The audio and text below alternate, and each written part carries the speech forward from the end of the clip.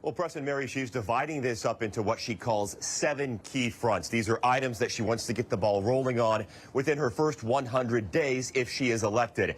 A few of them can be summed up with the word speed, quickly building affordable housing and urgently getting specific services to those living on the streets. A crisis only deepened by the COVID-19 pandemic, homelessness, and how to best tackle it is top of mind for Seattle voters as the city will soon tap a new mayor to lead the charge. Nobody wants an encampment anywhere in the city. Our goal is to make sure that people don't have to resort to living outside. Lorena Gonzalez, fighting for that post, explained Thursday why she's the candidate to get the job done. It's going to take tenacity every single day. Among her 7-point plan, rapidly building affordable housing, 37,000 units.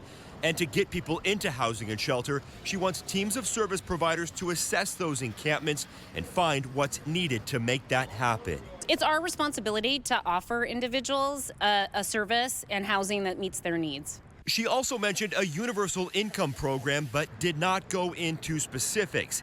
Then there's bolstering mental health services and securing more funding from the state, which ranks near the bottom in terms of access. All lofty goals to take on a daunting problem. And it's going to take laser focus to get progress every single day until the number is 0 individuals outside. Okay, so in addition to the Jumpstart Seattle tax, which was passed last year, Gonzalez wants to see more progressive taxes on big corporations, along with the city's wealthiest. As for sweeps, she says those will not be happening under her watch. Back to you. And in response to Gonzalez's announcement today, her opponent Bruce Harrell released this statement, which reads in part, quote, "The status quo approach offered today isn't working. People are suffering for lack of action in City Hall. Sound bites and vague promises of new revenue will not help people get housing and support right now, and will not make parks and sidewalks safe and welcoming for all the people of Seattle." Harrell wants to devote at least 12% of the city budget to housing. That's including temporary housing for the homeless. He believes that will keep people off the street. Look at what forced the decision to shut down the West Seattle Bridge 18 months ago. KOMO's Matt Markovich went inside with the city's chief bridge engineer to see the cracks himself and what's being done to fix them.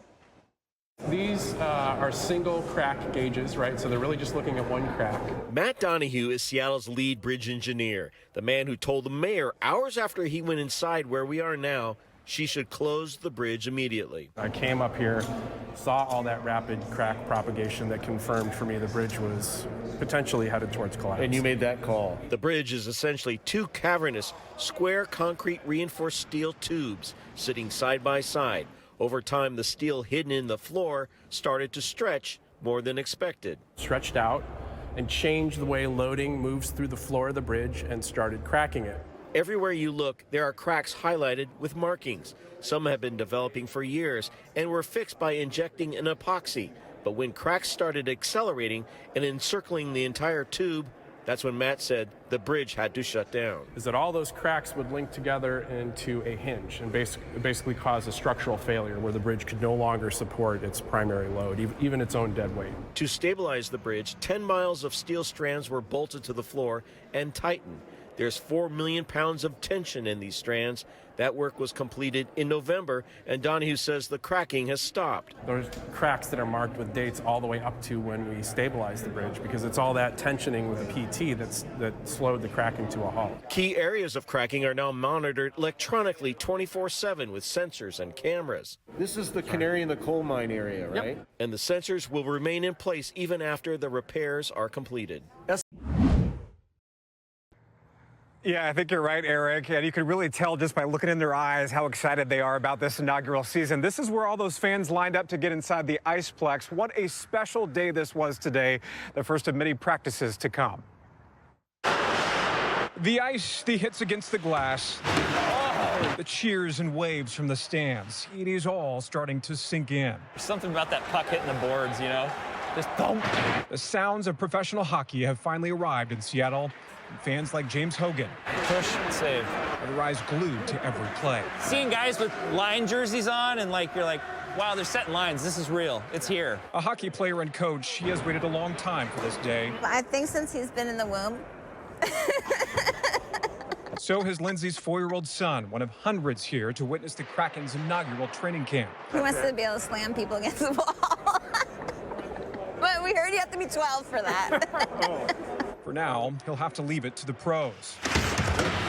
Just 3 days shy of preseason play in Spokane. It's just awesome. It's what we've been dreaming about, and the day has come. The players, the fans, this beautiful facility, what's not to like?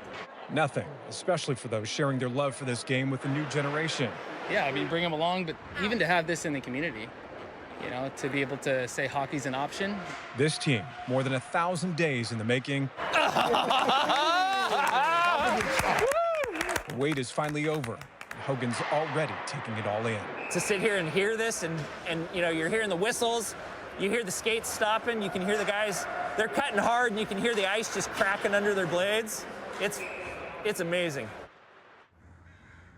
It was so cool to hear those sounds inside the Iceplex here today. So unfortunately, all of the team's training camp practices are now sold out and there are no walk-ups allowed. But if you do plan to come here to one of those practice sessions, do keep in mind that you're going to have to show proof of vaccination. And also, masks must be worn at all times. Live in Northgate, Steve McCarran, KOMO News. Hi, everybody. Thanks for checking out our YouTube page. I'm meteorologist Shannon O'Donnell from the KOMO Weather Team. You can see more of our videos right here by clicking on the video links for additional news from the Seattle area and Western Washington. Oh, and don't forget to click the subscribe button below so you don't ever miss our YouTube updates.